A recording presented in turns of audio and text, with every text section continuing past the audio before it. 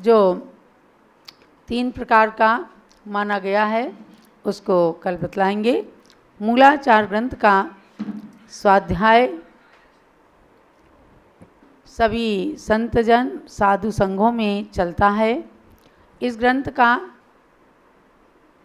हिंदी अनुवाद पूज्य गणनी ज्ञानमती माता जी ने किया है। आचार्य कुंद कुंद स्वामी के द्वारा रचित मुनि आरिकाओं की चर्या का ये ग्रंथ है। इसका स्वाध्याय प्रतिदिन चलता है। आप सबने भी थोड़ा सा इसका स्वाध्याय सुन लिया है। अब हम आगे चलते हैं शुद्ध ज्ञान महोत्सव की ओर। ये शुद्ध ज्ञान महोत्सव जैन समाज की सर्वोच्च साध्वी परम पूज्य गणिनी प्रमुख श्री ज्ञानमती माता जी के 73वें संयम दिवस को लक्ष्य बनाकर जो शरद पूर्णिमा को 17 अक्टूबर 2024 को आ रहा है, उसको लक्ष्य बना करके हमने 73 दिवसीय शुद्ध ज्ञान महोत्सव का आयोजन 6 अगस्त से शुरू किया है और उसमें ज्ञान को प्राप्त करने के लिए शुद्ध ज्ञान के मंत्रों का अनुष्ठान कराया। पुनः जो गणधर भगवान श्रुत को द्वादशांग रूप में निबद्ध करते हैं, उन गणधर भगवंतों के नाम के मंत्र की आराधना चल रही है। तीर्थंकर भगवान की दिव्य ध्वनि को गणधर भगवान ही झेलते हैं और उसे द्वादशांग रूप निबद्ध करते हैं। इसलिए गणधर भगवंतों के नाम में भी बड़ी शक्ति रहती है। उनके नाम मंत्र जपने से अज्ञानता का विनाश, ज्ञान का विकास होता है, स्मरण शक्ति बढ़ती है। तो इसी लक्ष्य को लेकर हमने गणधर भगवान के नाम मंत्रों का अनुष्ठान प्रारंभ किया है। आज उस क्रम में 20वें और 21वें नंबर के भगवान तीर्थंकर मुनि सुव्रत और नमीनाथ इनके गणधर स्वामी का नाम मंत्र उच्चारित करते हैं। तो तीर्थंकर मुनि सुव्रत भगवान के 18 गणधर थे। 18 गणधरों में प्रमुख थे श्री मल्ली मुनि स्वामी। उन मल्ली मुनिराज जो गणधर बने उनके नाम का मंत्र करते हैं। जो भी वस्तु आपने रखी हो उसे मंत्रित कीजिए और अपने उपयोग में लें।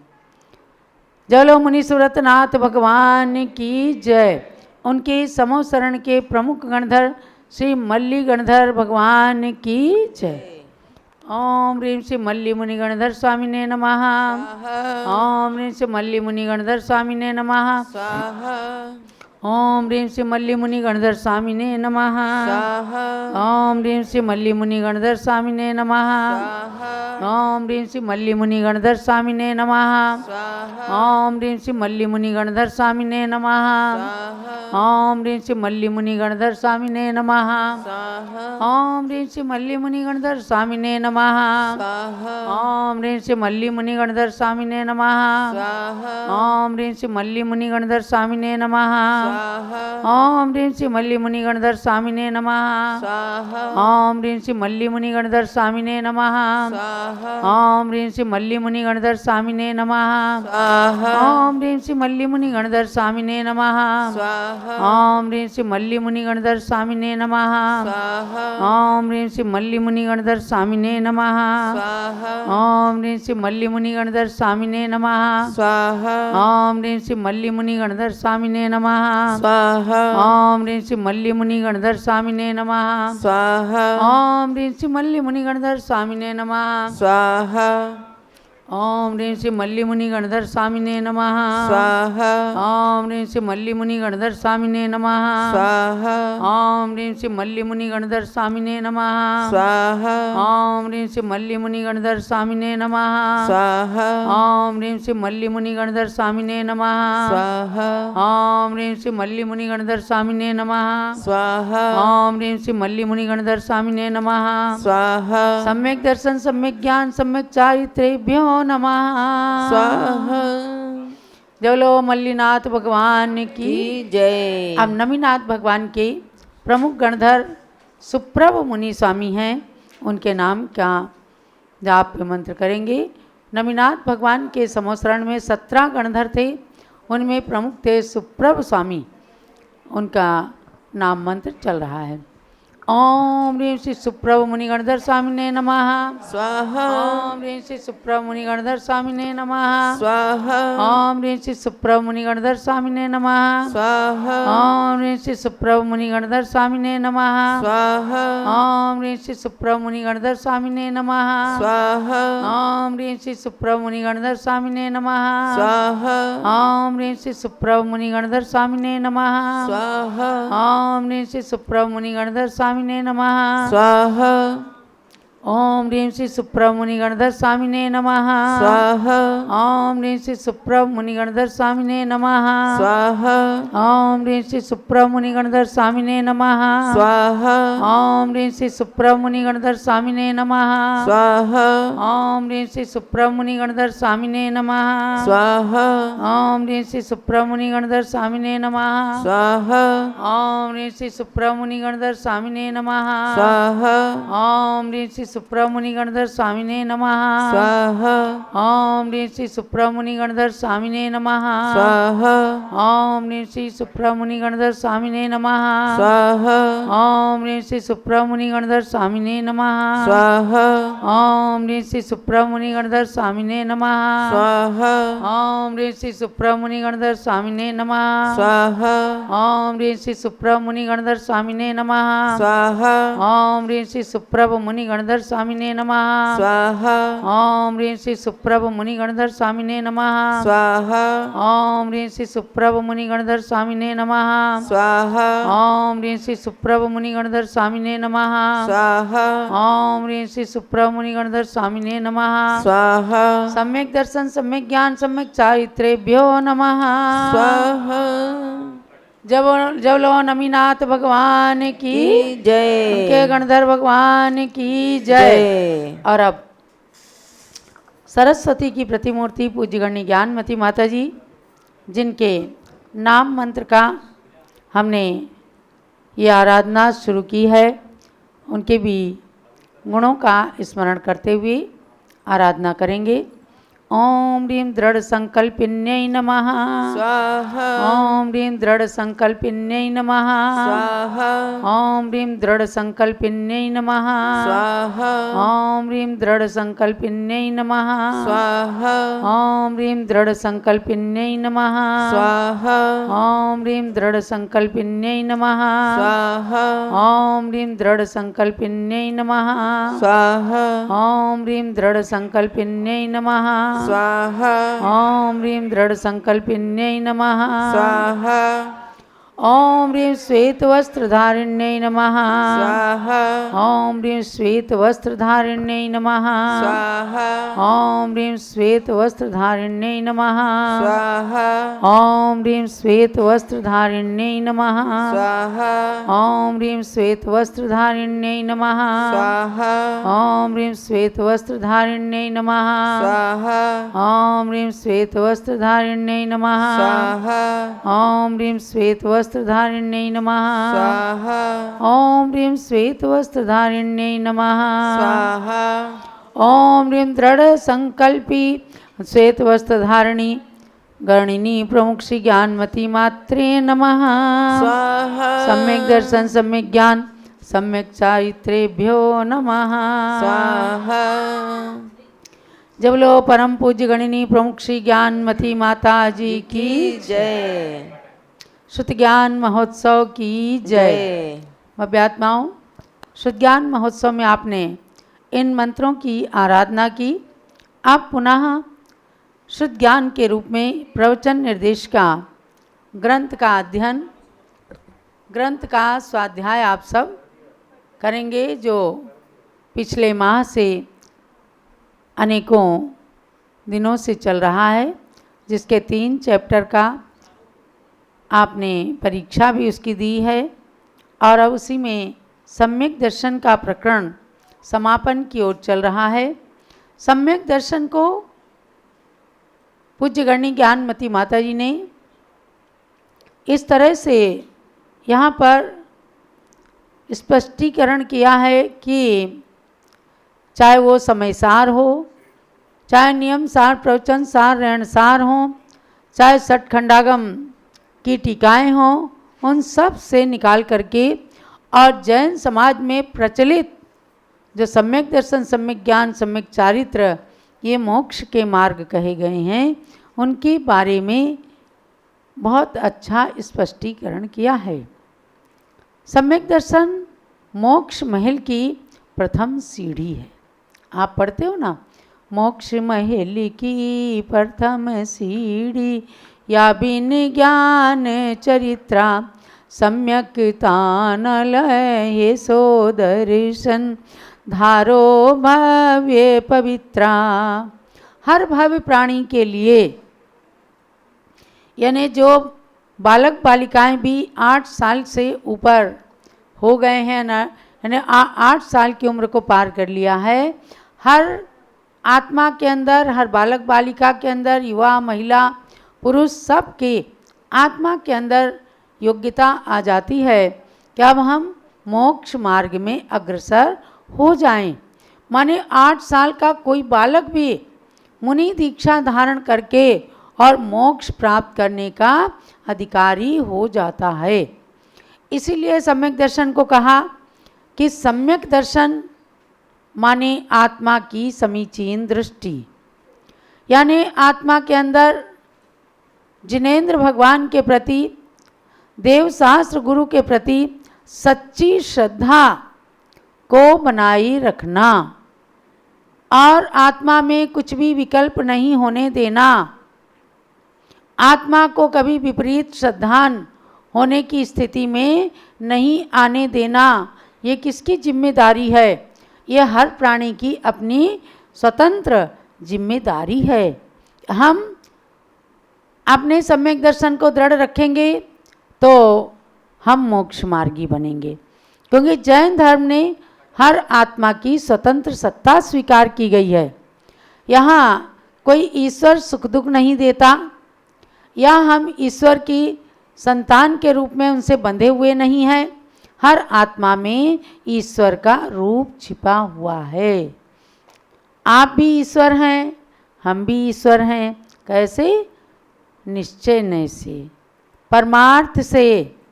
हमारी आत्मा के अंदर भगवान आत्मा उसी तरह छिपा है जैसे बीज में वृक्ष छिपा है, दूध में घी छिपा है, तिल में तेल छिपा है, और उसे पुरुषार्थ करके प्रकट करते हैं। उसी प्रकार से हर आत्मा के अंदर शक्ति रूप में परमात्मा छिपा है। उसे पुरुषार्थ करके प्रकट करना है तो उसमें सबसे पहला पुरुषार्थ है सम्यक दर्शन। हर गुरु के मुख से सुनते होंगे प्रवचन में सम्यक दर्शन की बात, सम्यक दर्शन ग्रहण करो। तो सम्यक दर्शन है क्या? कुछ भी नहीं। कोई बाजार में मिलने की चीज़ नहीं है, कोई पेड़ों पर उगने की चीज़ नहीं है, कोई शास्त्र में छिपा हुआ नहीं है। ये केवल आत्मा के विश्वास को सही रखना, बस यही सम्यक दर्शन है। तो इसमें तमाम तरह से सम्यक दर्शन का वर्णन करते हुए जो प्रवचन सार है उसके अंदर कुंद कुंद स्वामी ने जो कहा उसी को ज्ञानमती माता जी ने इस प्रवचन निर्देशिका में निबद्ध किया है। उसमें कहती हैं पेज नंबर 53 पर 53, अरहंत आदि के प्रति भक्ति और प्रवचनरत जीवों के प्रति वत्सल भाव करना, सो यह शुभ युक्त चर्या है। यह अवस्था मुनि में पाई जाती है। वंदना नमस्कार आदि करना, गुरुओं के आने पर उठकर खड़े होना, जाते समय उनके पीछे पीछे जाना, उनके श्रम को दूर करना आदि जो मुनियों की क्रियाएं हैं वे सराग अवस्था में वर्जित नहीं है। माने जब तक संसार में रह रहे हैं, जब तक गुरु शिष्य की व्यवस्था बनी हुई है, तब तक ये सभी संतों को भी करना अनिवार्य होता है, क्योंकि ये औपचारिक विनय होती है। इसी के साथ बताया कि सराग अवस्था माने मोक्ष मार्ग के प्रति अनुराग होता है। संसार का राग छोड़ दिया, गृहस्थ का राग छोड़ दिया, लेकिन गुरु के प्रति अनुराग किया।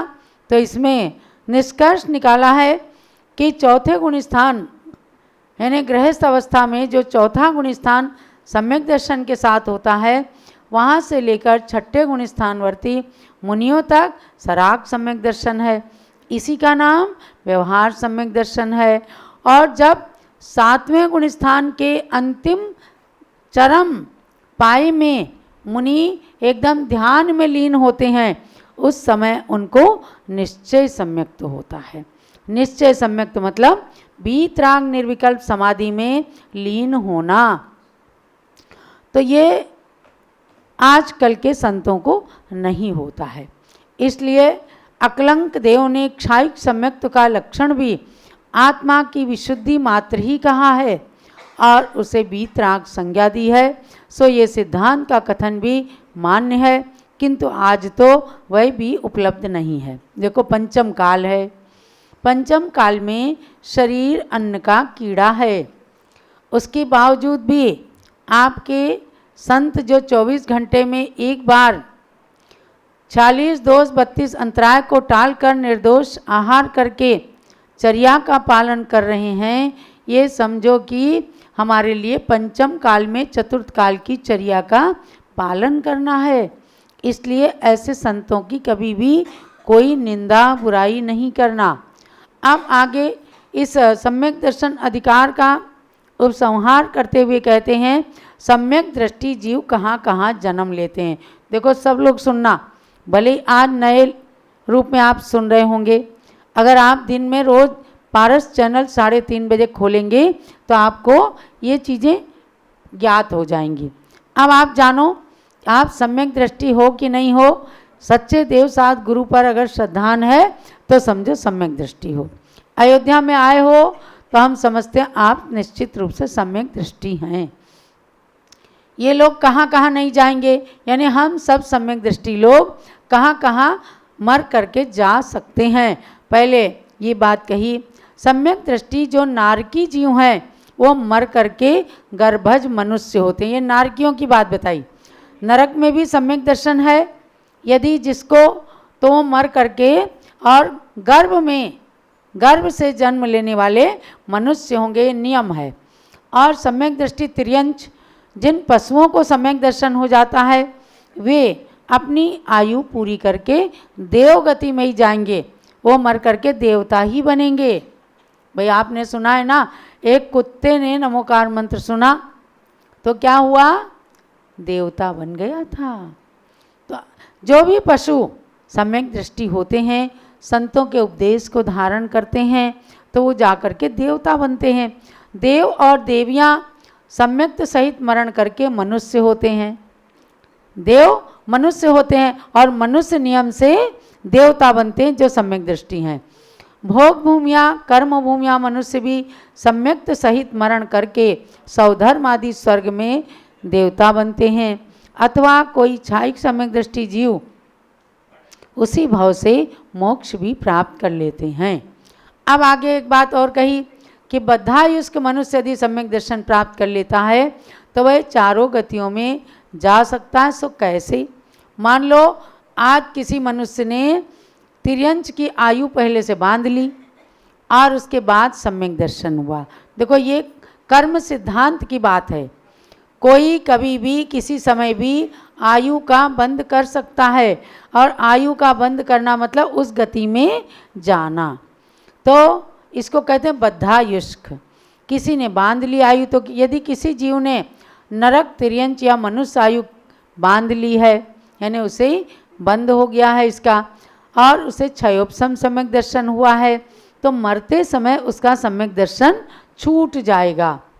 और उपशम सम्यक दर्शन तो में तो मरण होता ही नहीं है, वो उसका काल ही अंतर मुहूर्त है। कदाचित किसी उपशम श्रेणी वाले जीव के मरण हुआ तो द्वितीयोपशम सम्यक दृष्टि माना जाएगा, और वो 11वें गुण स्थान से मरण करके नियम से देवगति में जाएगा। आप सब जब इतनी कई दिनों से प्रवचन निर्देशिका का स्वाध्याय कर रहे हैं तो इस विषय को आप जो सुनने वाले लोग हैं वे अच्छे से समझ सकते होंगे। और कहा कि क्षायिक सम्यक दर्शन पूर्ण होने पर यदि अभी कोई कारण बाकी रह गया, कुछ कार्य शेष रह गया है, तो उस समय वो कृतकृत्य वेदक सम्यक दृष्टि कहलाता। कोई केवली शुद्ध केवली के पाद मूल में है क्षायिक सम्यक दर्शन, उसने पाया और अभी पाने में उसकी पूर्णता नहीं हुई तो वो कृतकृत्य वेदक सम्यक दृष्टि कहलाता है और वह भी मर करके चारों गतियों में जा सकता है। क्षायिक सम्यक दृष्टि और कृतकृत्य वेदक सम्यक दृष्टि अगर नरक में जाते हैं तो प्रथम नरक से नीचे नहीं जा सकते।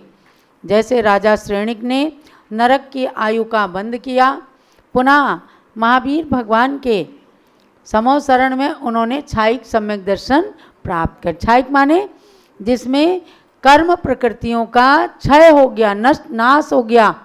अनंतानुबंधी क्रोध मान माया लोभ मिथ्यात्व सम्यक मिथ्यात्व और सम्यक्त प्रकृति, ये 7 कर्म प्रकृतियां ऐसी हैं जिनका पूरी तरह से क्षय हो जाता है तो क्षायिक सम्यक दर्शन होता है।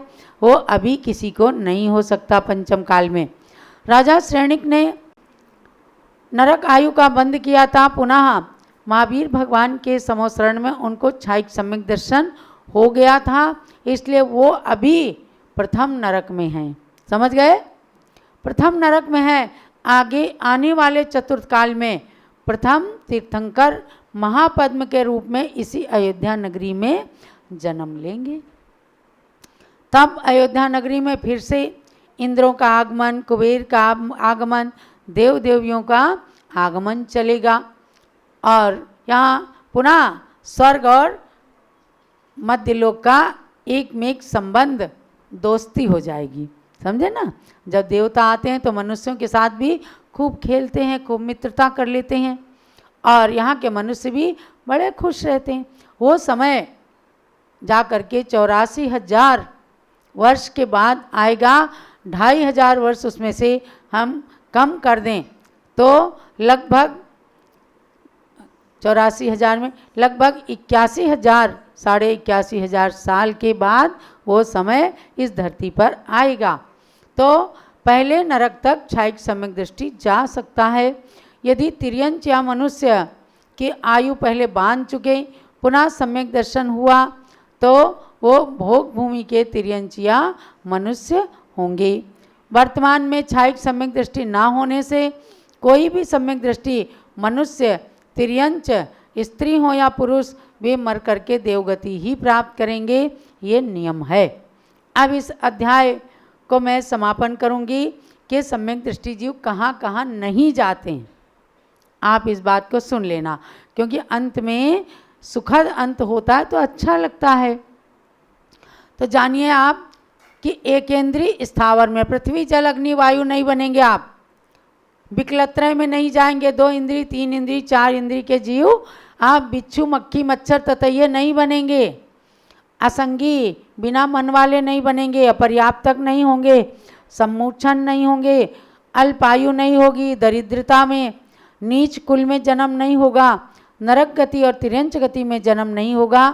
भवनवासी, बेंतर और ज्योतिषी, ये जो देवता हैं, इनमें भी नहीं होगा। स्त्री वेद और नपुंसक वेद और देवियों में भी सम्यक दृष्टि जीव नहीं उत्पन्न हो। चाहे स्त्रियां भी हैं आज की, इनको भी सम्यक दर्शन हुआ है आपको, तो आगे जा कर के आप स्वर्ग में देवता ही बनेंगे। समझे ना? देवता बनेंगे, देवी नहीं बनेंगे। निष्कर्ष ये निकला कि कोई भी सम्यक दृष्टि मनुष्य यहाँ से मरण करके विदेह क्षेत्र का मनुष्य भी नहीं हो सकता, क्योंकि मनुष्य से मनुष्य गति सम्यक दृष्टि को नहीं मिल सकती और वह सौधर्म आदि स्वर्गों में ही जाएगा। ऐसे करके तृतीय परिच्छेद पूर्ण करके पूज्य गणनी ज्ञानमती माता जी इसमें अंत में कहती हैं तथ्य क्या है।